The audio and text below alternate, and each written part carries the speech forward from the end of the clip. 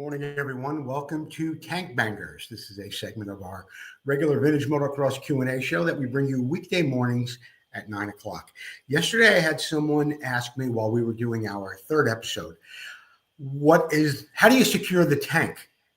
And it is something, again, that we sometimes take for granted, or I do, that some of you folks at home may not know exactly how I do secure the tank. So I'm going to switch cameras right now, and I'm going to give you inside look at what our vise looks like and how we secure it, how we secure the tank. Now, I got this vise, I think I got it in Costco or BJ's, someplace like that, a really long time ago.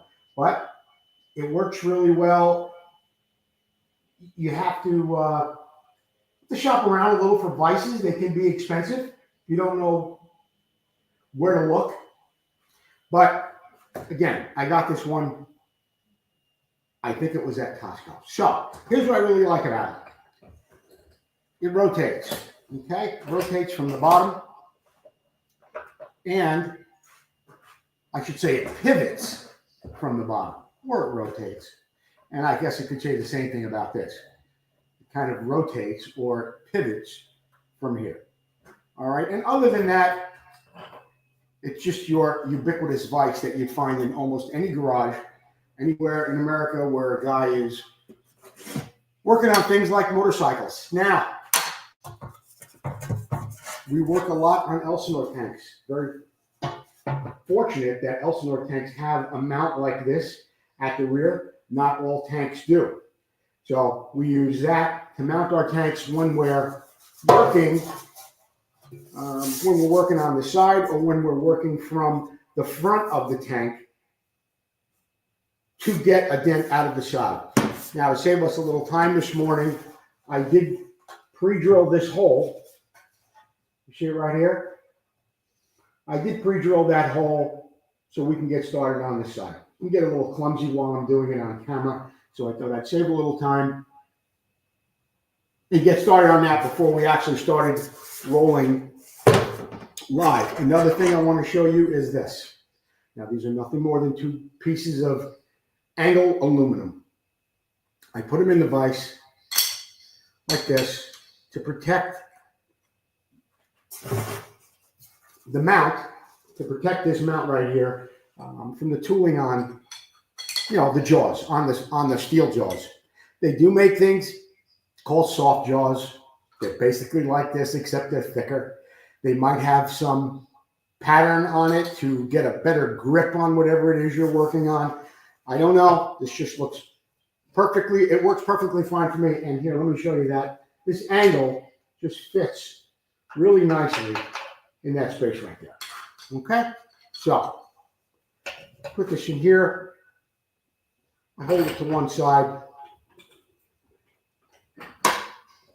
Tightens up. And this vise, if I make it too tight here with this handle, it doesn't pivot. It doesn't rotate from the jaws. So we're going to do that. And I realized that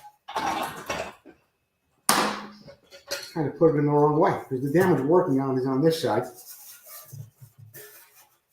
So let's put it back in here. Get this thing tightened up. And if you have any questions, post them in the comments. And when I do the show tomorrow again, if it's something I can't answer today, I will answer it tomorrow. I think it was Tim Whitehouse had a question on Tuesday that I answered on Wednesday. The question was when to use heat and when not to use heat when you're making a repair. And on episode 3, I showed how we do that. Now, sometimes there is pressure put on the tank where I am prying on it and things like that. I can only make this so tight. So as a little safety precaution, I just take a pair of vice grips like this. Give myself a little added security so these little aluminum jaws won't slip out.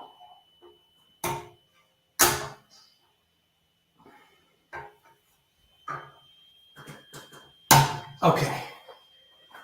Now, I'm going to, and I think I showed you this the other day, but I'm going to show you again. Let me switch cameras for just a second. I use something like this under the other side of the tank. Nothing more than an old nylon block. You can use whatever you have. You could use a block of wood. You could use a plastic tool, whatever it is. I just cover it with a rag like this so I don't do any damage to the other side of the tank, which in this case, I don't really have to worry about too much because I haven't touched the other side of this tank yet. In the meantime, I want to thank Vinco for being a sponsor of our show today. Vinco. Be sure to visit them online at vinco.com. They have over 1,000 products in their catalog right now. Thank you, Curtis Leverton and everybody at Vinco. Let's switch back to the Vinco camera, and I'll get back to how we're setting this thing up right here. So I put that down here. These are loose right now. I have to loosen this up, as I mentioned before, to move it down a little bit.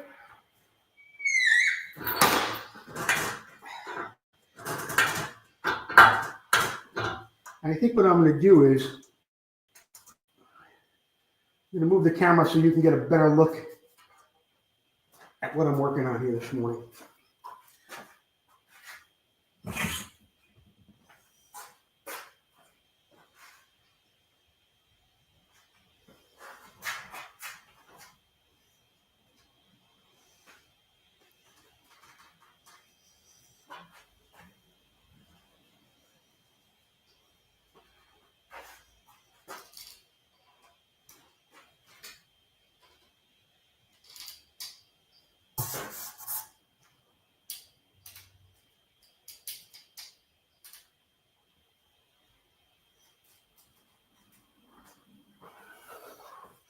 Yeah, you can see that pretty good. I think I'm going to bring it up even a little bit more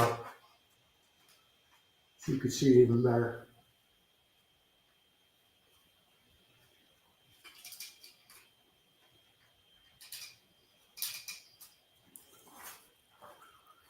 Now, that's pretty good. In the meantime, I'm going to check on some of the comments right here. Brian Webley, good morning. Seems like you never miss a show, Brian. Thank you for being here. And there are some other people here watching as well, 8 or 9 others.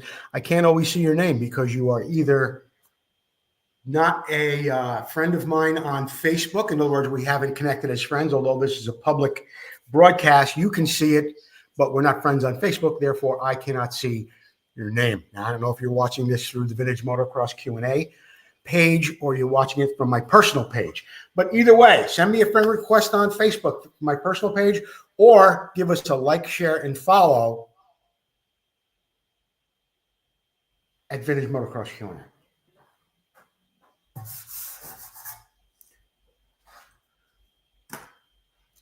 Some people will use an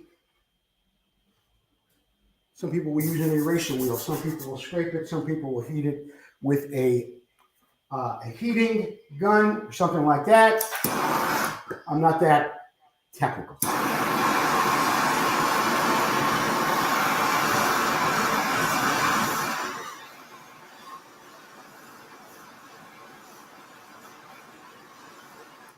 And this is only to get the sticker off for no other reason.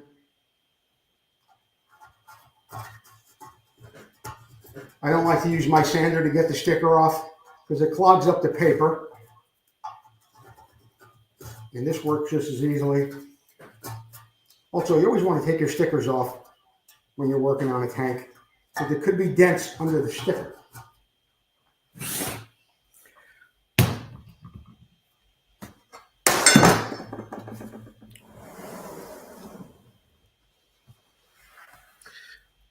See if I can do this too.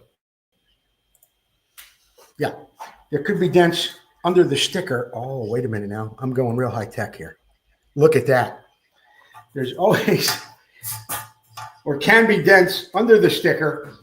And you want to make sure, that you get those off.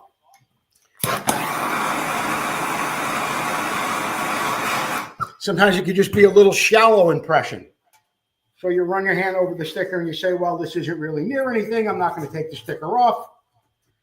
But it's so shallow, you can't feel it with the sticker over it. You can't see it, but it's there. You probably want to address it. Well, you got all this stuff going on. Hey, I hope you enjoyed our Vintage Motocross Q&A show last night. We were on for about an hour and 5 minutes.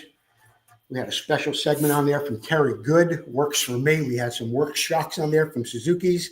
What else do we have? All coverage from the Barber event from Jerry Maddox. Next time, try this. I was showing people how to sand a oxidized ignition cover. There was a lot of stuff. We were on for over an hour, and we've been doing that just about every week for the past 3 months at least. So if you haven't seen it, get over there and check out last night's episode of Vintage Motocross Q&A. And if you did watch it, thank you for watching. Okay. I don't think I'm going to need to heat this up. It is not a very deep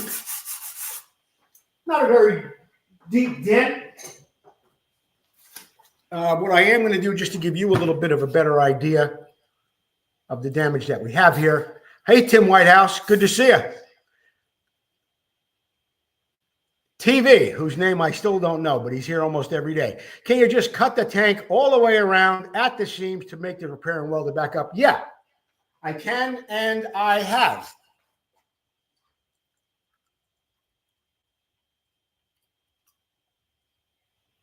We'll get more into that in just a minute.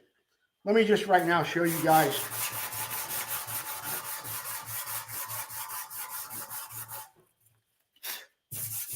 So you get an idea of about how big the damage is. And it's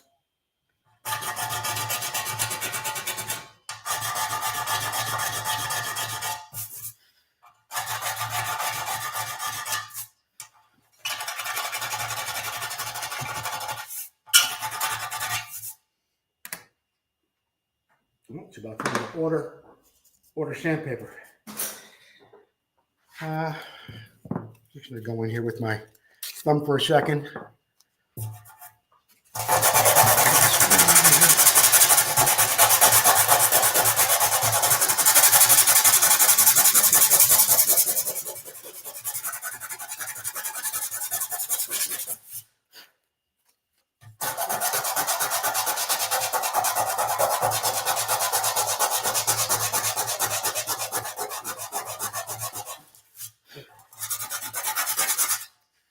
You know what? I'm going to address the question from TV. You asked me, can I go and cut? Can I cut the bottom out of the tank? Yeah.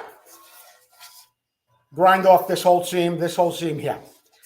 There's two things two reasons why I don't do it. Over here, there's a weld around this hole from the factory. I can't grind that off without doing more damage to the tank than is absolutely necessary. So if I grind that off, there's still going to be a cut that I have to make there. It's not going to look great when we weld it back up. I've tried it. The other thing is the weld is never going to look the same around this tank, and you're going to lose the originality. Here's an example. This tank was cracked at the top. It was welded again. Now, yes, I will sand this weld down, and you won't see it at all, the way it looked from the factory. But you're going to see a weld similar to that, maybe a little bit neater, around the whole perimeter of the tank on the bottom. Somebody's going to be able to tell that the tank's been cut, that it's been rewelded. The way I do it with the access holes, you'd have to really be underneath the tank with a flashlight to look up in there to tell that the tank was welded. Now, not that the cost of this should have anything to do with your repair, but for me to grind all that off and take that tunnel out, and I've done it numerous times, it'll take me 2 or 3 hours to do that, at least, to make it neatly done to where I'm not doing any damage and there's enough material left for my welder to weld. So it's 2 or 3 hours of my time. That's 2 or 3 hours my customer is going to be paying for. The other thing is it's about $250 to $300 to weld it all back in. So it adds about $500 to the cost of the repair. It doesn't make sense. I don't recommend it. And this is why we no longer do it. We drill that access hole. You could put a Sharpie in there. That's about how big it is. And you can weld it back up and nobody knows the difference. Tim Whitehouse, he might want to comment on that. He's had 3 tanks done by me. 3. Let's get back to what we were working on right here. Well, I guess I'm just about ready to go in. And the other day I was telling you too that I sand the whole tank with a little vibrating sander before I start any of the work. Yeah, I do. You could do it afterward too. I just didn't want to do it today. I was getting a little bit of a late start. This is the tool that I use to pop the nets out. Sort of looks like a golf club.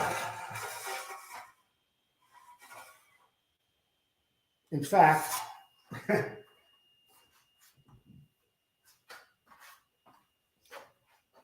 here is a golf club. I do not play golf. I bought this little club at a garage sale thinking that I could cut that head off and make myself another tool, but the shaft is too flexible. I don't know if you could see that. The shaft is just too flexible. Can't use a golf club. But the one that I had made is made of steel, and it doesn't flex at all.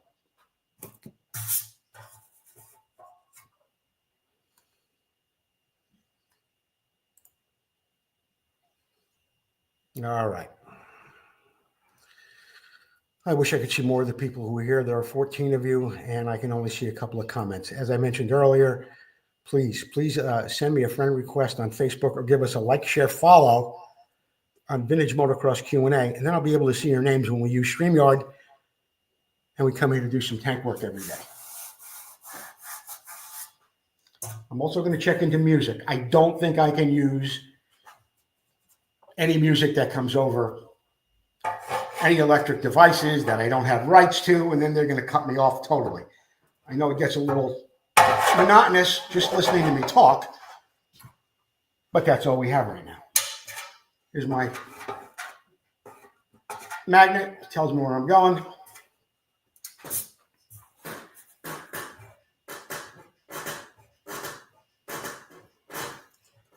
As I mentioned to you, probably every time I'm on this, doing one of these broadcasts, when you pry, you want to go right next to the previous dimple that you see. When you see your high spot coming up, you want to go right next to it, as close as possible. Otherwise, you're going to create other little low spots. Then you're going to have to hammer and dolly out. You might not have that kind of experience just yet.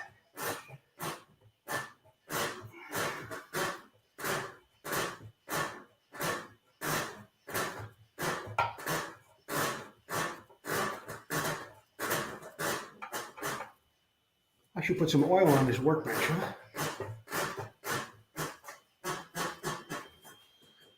Where's that sound coming from?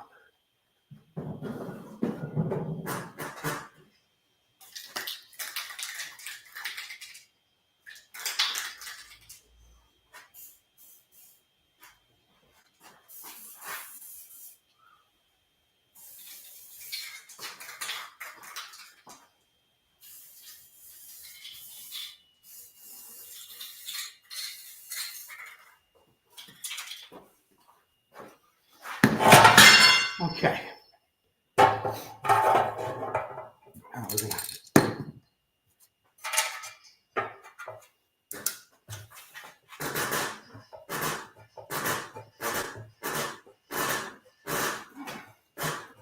Really help.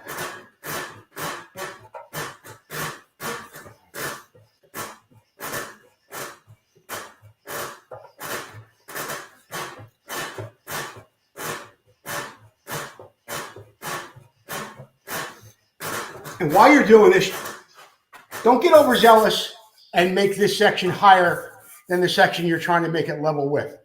If you have to go back 2 or 3 times, go back 2 or 3 times. But don't overdo it. making the dent higher than where it actually needs to be. Unless you're looking to take out gouges, and that's something that we did cover the other day. I think it was in episode 1.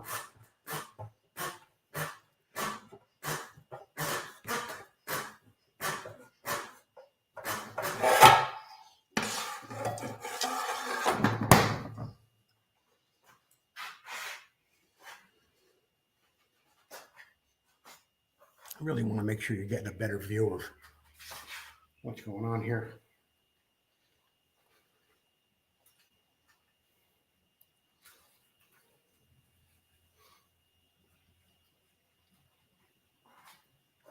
And now you can see it pretty well. Good morning, everyone. Thanks for tuning in. And I'm going to give you a little bit of an idea of what you should be looking for when you start sanding like that.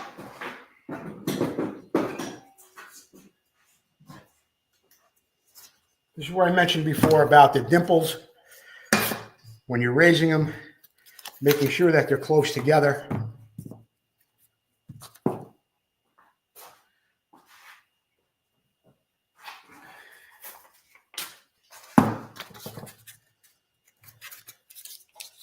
And you'll be able to see this now.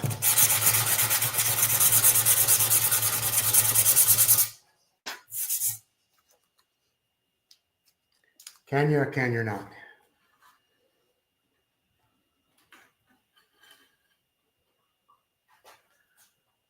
Yeah, you can see them. See them right there? Right here?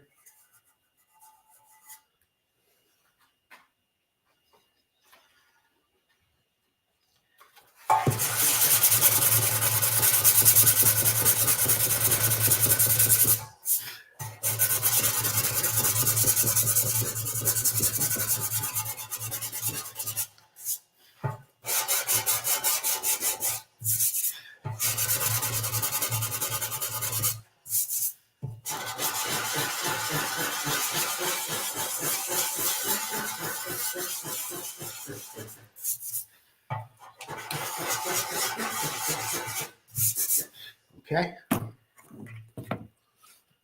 Let's continue on the way we were going.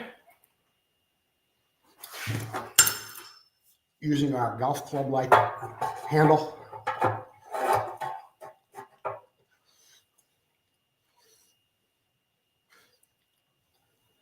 You know what, guys? Let me show you something else. I've even used this before. The other day I was showing you some tools that I use, and we were using this, which is a freeze-out plug remover. For you car guys, you remove freeze-out plugs from the head. Okay? I bent this in this shape so I can use it inside the tanks. I've used this too. 1/2-inch drive extension. All right, it's about 18 inches long. And see what I've done to the head? I grounded it down so it's not square. So it's a little round. And sometimes even this little spring-loaded ball bearing helps. Not there to help, but sometimes it comes in handy if I just get it in the right spot. So I don't use some fancy paintless dent removal tools and I buy a whole kit and it's $3,000 and I'm repairing hair damage, and I don't do that. I use what I have, and if I don't have it, I make it. Back to the tank.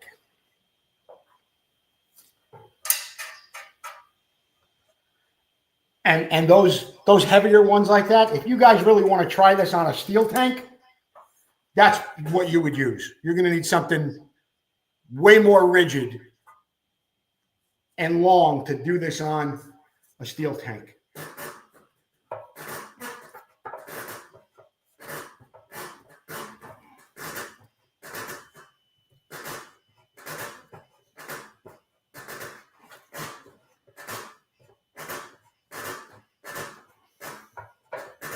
Don't forget to support our sponsors from the Vintage Motocross Q&A show as well.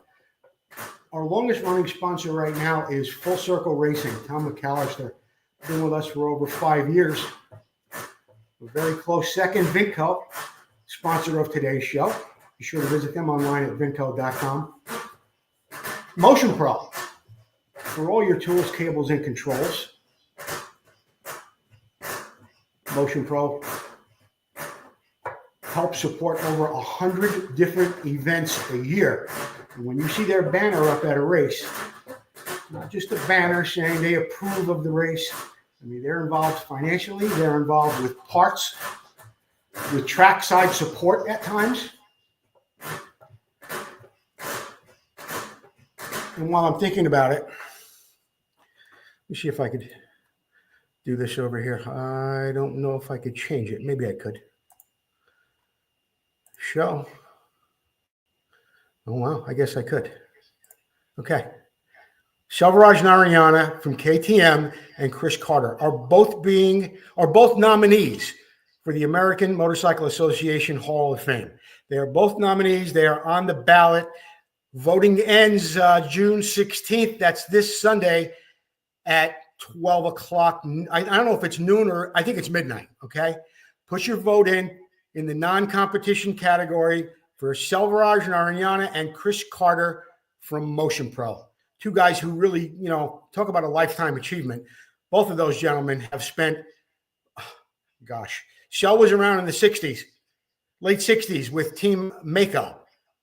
And Chris has been a racer since back then. Motion Pro has been around for over 35 years now. So be sure, if you are an AMA lifetime member, you can vote for both of them to be inducted into the AMA Hall of Fame.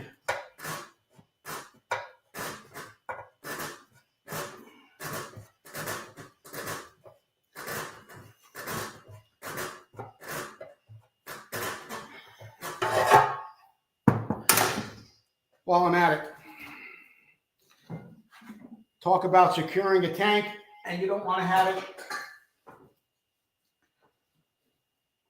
You don't want to have it moving around too much at the front. So I discovered this one day.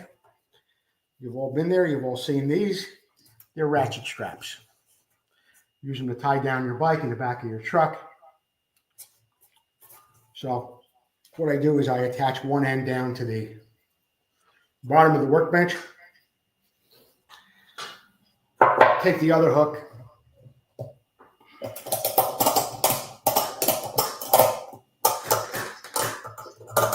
Hook it into one of the eyes of the tank. You don't need to make it too tight. Just make it so it doesn't move.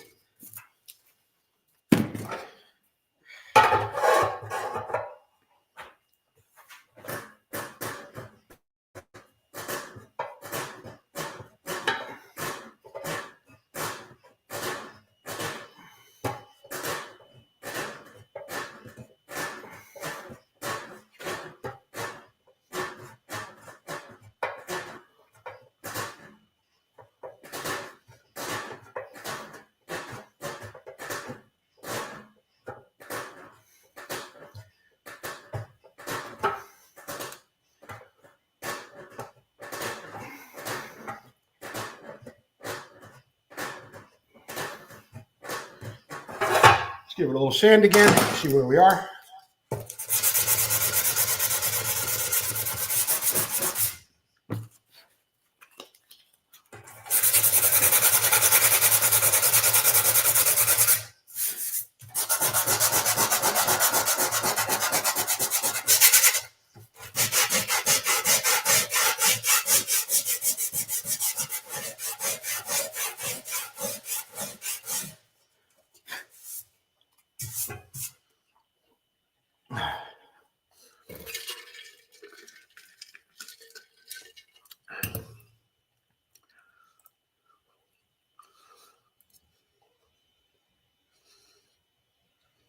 Sounds like you're back every morning. Yeah, my workbench, Tim.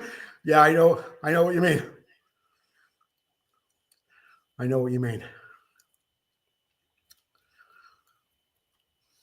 All right. Anything else I want to mention right now? No, I think we're good.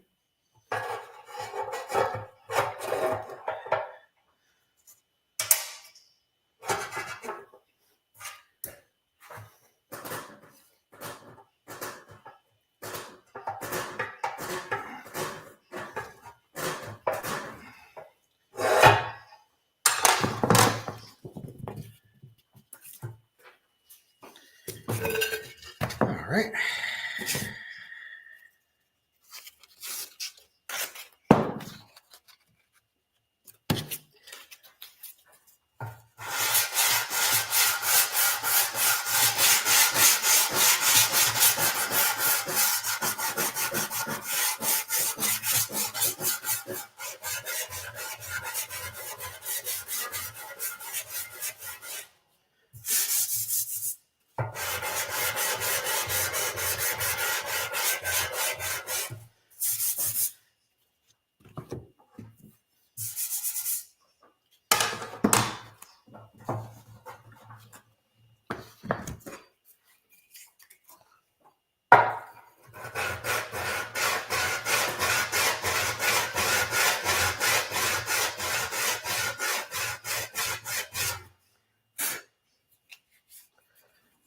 Sometimes I use this.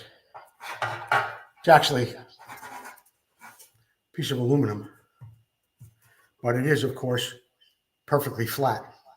You don't want to use it with too much aggression on the side of the tank because you don't want to give yourself a flat spot. But if you want to know where level is, which it happens to be here, and we're still working on level back here, but we know for sure that this is low because we laid this across there and it's not hitting on that section. These other boards are good for a lot of different things, but they do bend.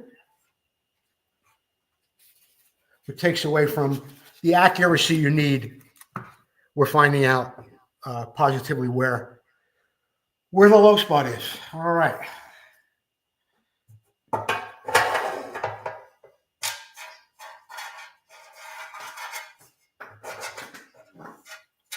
right.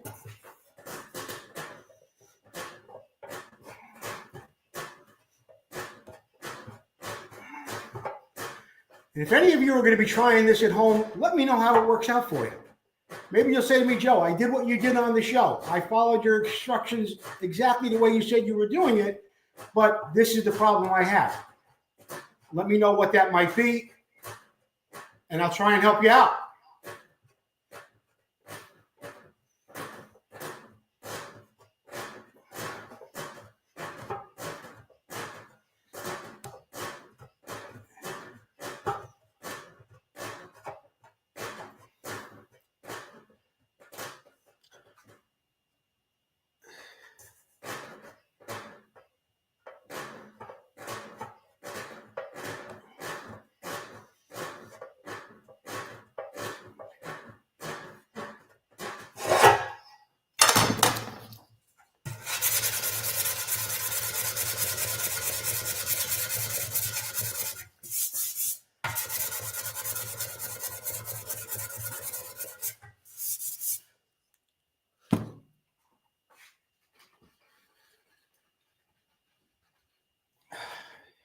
Get a little better look at that angle. I don't know. Yeah, I guess you are. I can only let the camera get in so close before I don't have any room to work on the tank.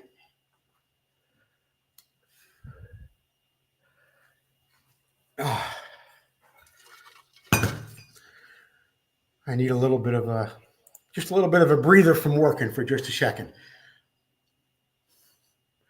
But I still have to keep talking. This is what I wanted to mention. When you have this bar or anything like it inside the tank and you're prying away, you will have a tendency to want to, aggressively jam it down like that because you want to see the dent come up, and you have I know I did for many years. What you might want to do is take the magnet, put it where you need it, and when you're right on that spot, just gently go down with pressure. Don't jerk it down, but go down with pressure till you see it start to move. Sometimes when you do that, an area even a little bit bigger than where the high point of your tool is will start to come up. If you do it gently, it can be helpful. If you do that too aggressively, it's going to raise up that one section and you're going to have a high spot there. So even but firm pressure is your friend in a situation like this. All right.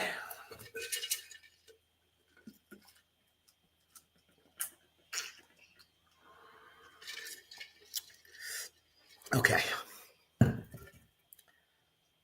Don't forget, guys, send in questions. Type them in here. I'll review this when it's over. It could be about anything. It could be the kind of sandpaper we use, the boards where I buy some of my supplies, anything like that. Okay. All right. Let's get back to tank priming. In goes the tool. Out comes the magnet. So you got like a little low spot here. I could tell that after sanding. I can go back in there and follow up.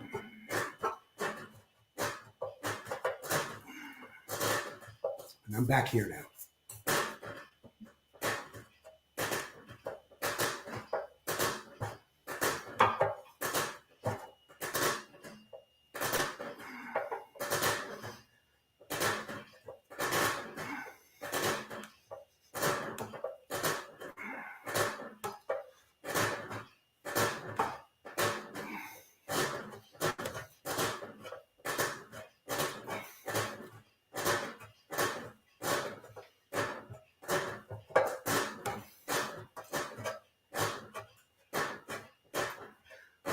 You could also comment where you're watching from. Have you watched the show before? Is this your first time? Do you think the time that I have it on is good? I hope you do. It's really the best time for me. It ensures that I get out here every weekday and that I'm working on a tank by 9 o'clock.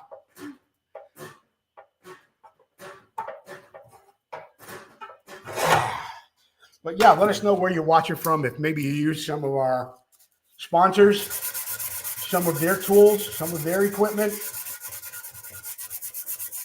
Have you ever had a set of wheels built by Tom McAllister? Tools from Motion Pro.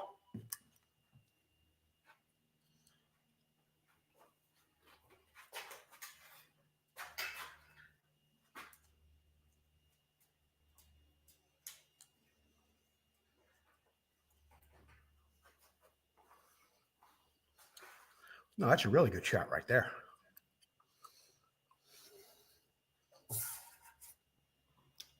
And you can see I was just, over here was where I was just picking away at it. And I brought it up to level from back here. This looks good. I'm a little low through here yet. There are no dimples there at all, so I could tell that's an area that I didn't hit at all. And also, any other areas in here, there's a couple of little ones. Actually, I might even be a little high in here. Yeah, I think I'm a little high in here, but I'm a little low over here.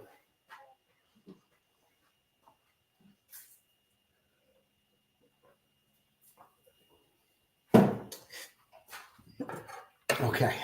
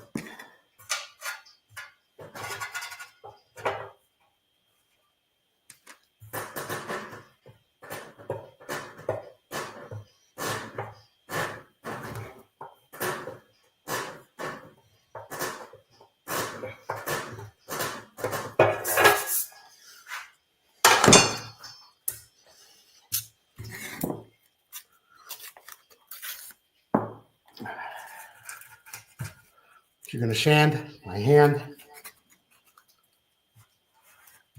Keep the paper in the palm of your hand like that, nice and flat. I'm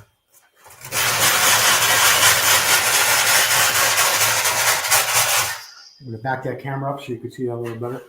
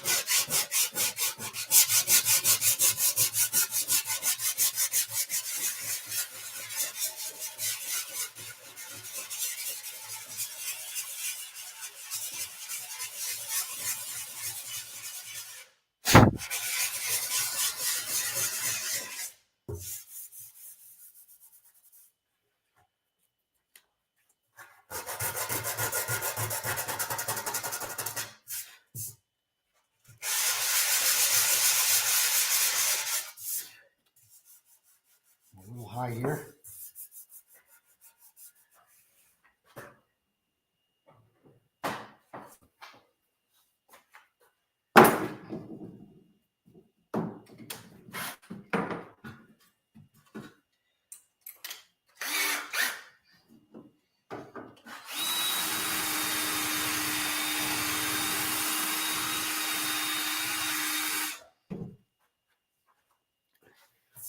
One day next week, we're going to go over just exactly. I've got a tank around here that I know is absolutely unrepairable. I'm going to cut it open. I'm going to show you the thickness of an Elsinore tank. It's about 2 millimeters thick. And maybe we'll do a little experiment with sanding on it with a machine, filing it. And I'll show you just about how far you can go, or how you don't have to really be too worried when you're sanding. You're afraid you're going to go through, and you should be. But if I give you a better look at doing it exactly how it's done, you'll have a better idea about that. Now, I'm going to do something you're probably going to say, oh my God, how much is he taking off? That's a lot of material. It's not. I'm going to use this file because I've got just a little bit of a high spot right through here. It's good down here, and I don't really want to bang on it with my hammer. So I'm just going to take it down. Yes, there is a low spot there too.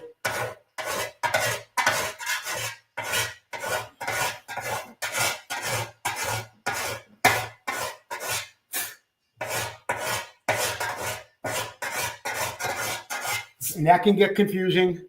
When you're inexperienced with this, you can't really tell if it's a high spot or a low spot, which is why the sanding is very, very important.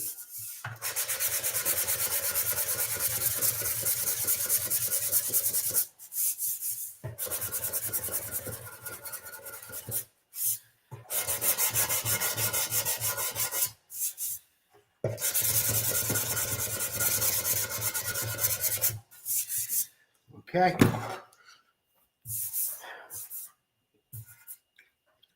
Got a little low spot right here.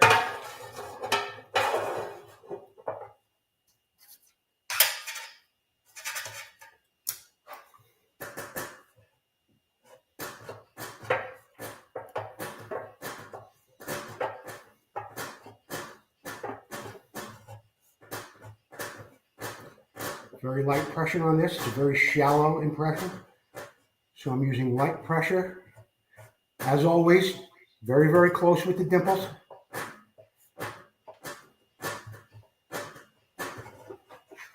Got a couple little low spots back here.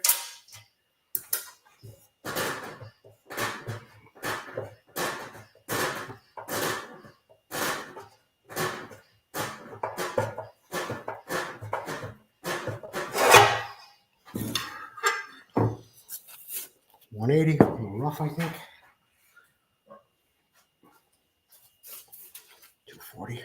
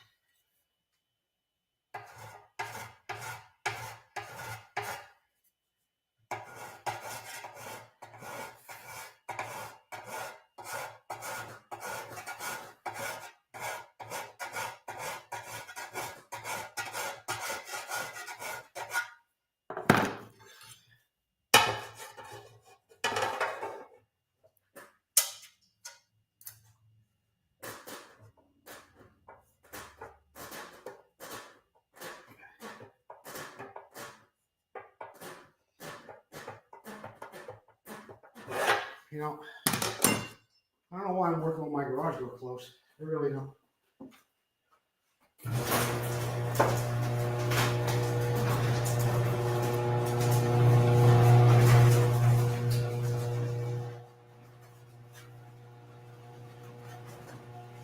All right, that's a lot better. Where's my paper towel? I'm working up a sweat in here.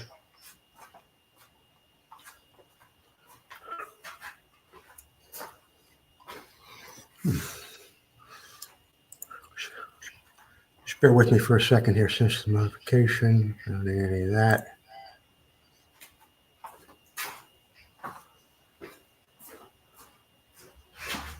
Oh, I got it down here.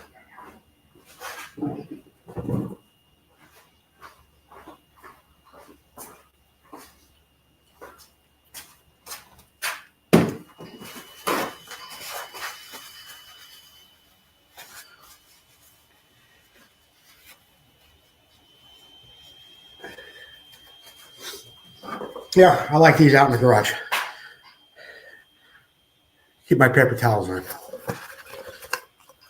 can move them wherever you want it. It's always close by. You don't have to have it hanging on a rack somewhere.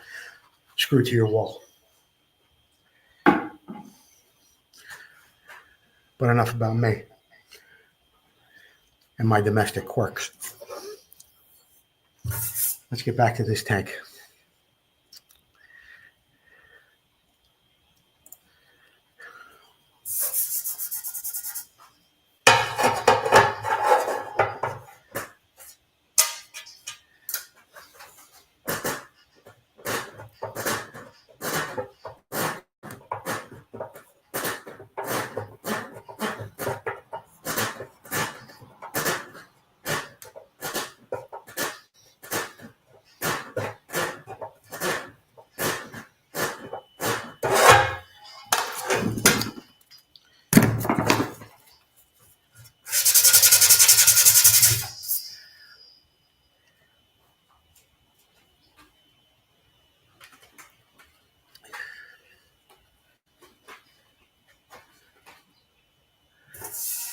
Can't really see that so well with the glare of the light.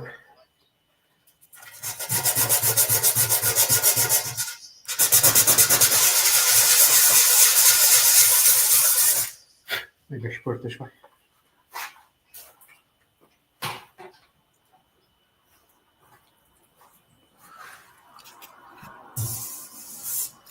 A little better.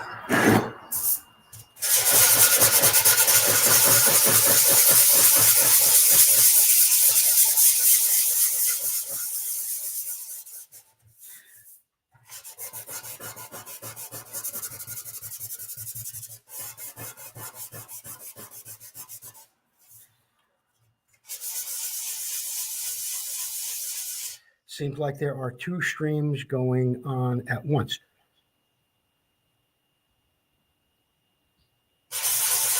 Well, there is one. There's one on my personal page. There's one on the Vintage Motocross Q&A page. There's one on Vintage. There's one on YouTube too.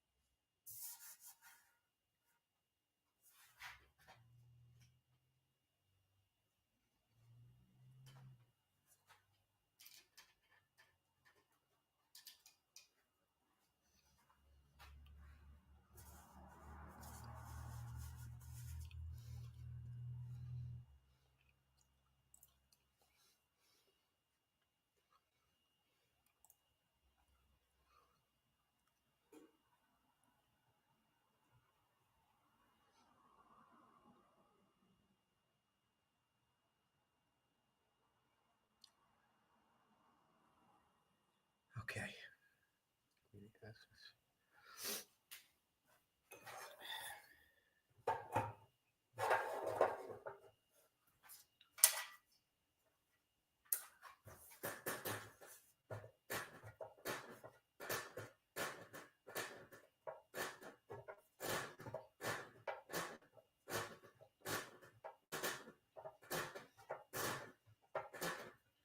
I'm working my way back and forth right in this section right here, which is low. Just going right back and forth right here, working my way this way.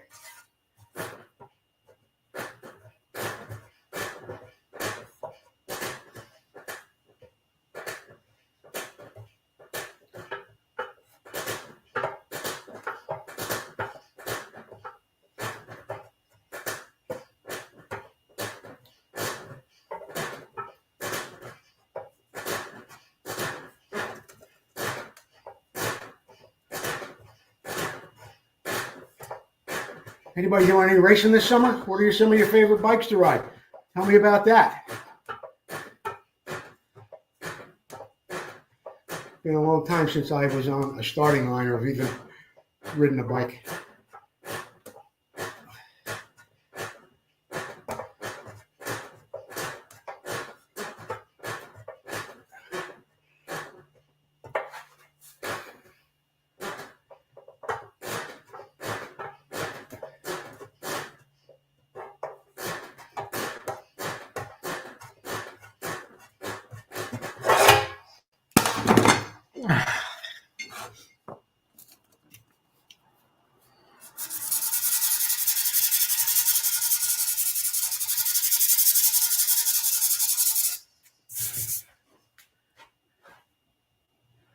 Oh yeah, you got a pretty good view of the dimples and the high spots.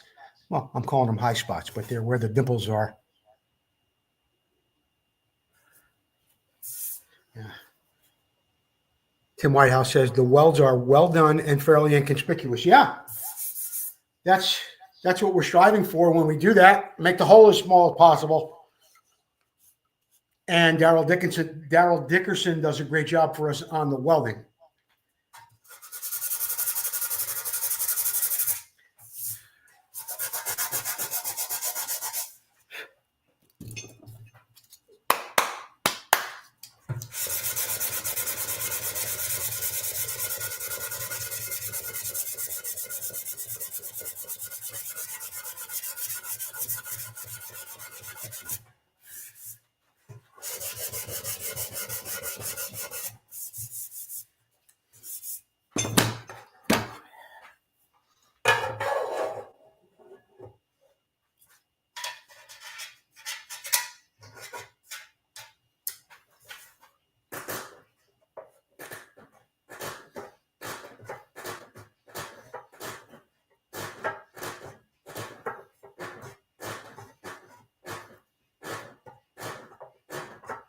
Having good lighting is important too, because when you, let me see if I can do it this way. I don't know if you can see me if I'm doing it this way. All right. A lot of times I'm looking down at the tank on an angle. The lighting is important. I want to be able to see exactly where my tool there is prying up on that low spot. If you have poor lighting, you're not going to be able to see when you make that little high spot coming up to work on the dent. Having the surface as clean as possible. That's why a lot of times I start off with sanding the entire side of the tank down. I didn't do that today. I don't have to do it every time, but most of the time I do enjoy doing it that way. But you want to have good light, so when you look on an angle, you can see exactly where that, you're going to know where the tool is because of the magnet, but you're not going to be able to see when you start to lift it unless you're at the right angle with good light.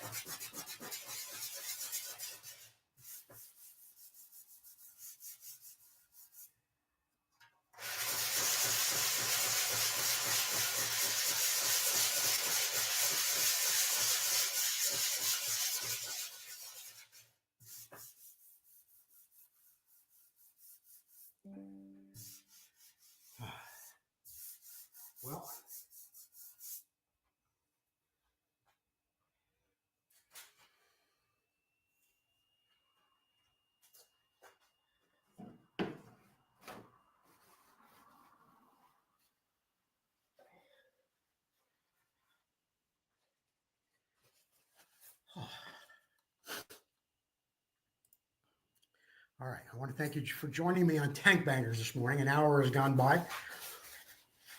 It's probably the hardest I'm going to work all day. I will continue working on this gas tank throughout the day, but only when I'm on with you and you guys are watching me do I go pretty much nonstop. I'll be back again tomorrow morning at 9. If you have any questions, if you want me to address anything specific, a gouge, a dent, a scratch, whether it's whatever it may be, leave a comment or send me a message, and I'll be happy to address that on tomorrow's show. Thank you for joining me, and we'll see you tomorrow on Tank Bangers.